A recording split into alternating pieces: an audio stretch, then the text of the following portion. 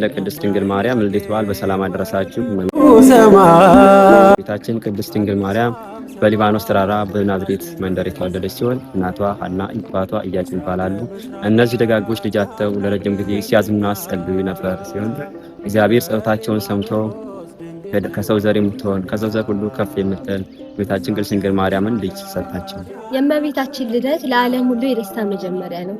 ምክንያቱም ተስፋ መፈጸሚያ ለአዳምና ለሔዋን የተሰጠው ዘር እባቡን ይቀጠቅጣል የሚለው ተስፋ መፈጸም የጀመረው በእርሷ መወለድ ነው። የመዳን በር ስለሆነች ጌታችን መድኃኒታችን ኢየሱስ ክርስቶስ ወደ ዓለም የመጣው በእርሷ ስለሆነ የእርሷ ልደት ለሰው ልጆች ሁሉ የመዳን መሰረት ነው። ይህንንም ምክንያት በማድረግ ሰንበት ትምህርት ቤታችን ለአባላትና ለነባር አባላት ልዩ የሆነ መርሃ ግብር ተዘጋጀ። ማለትም ግንቦት 2 በሰንበት ትምህርት ቤታችን ልዩ መርሃ ግብር ስለተዘጋጀ እንድትገኙ ስንል በልዑል እግዚአብሔር ስም ጥሪያችንን እናቀርባለን።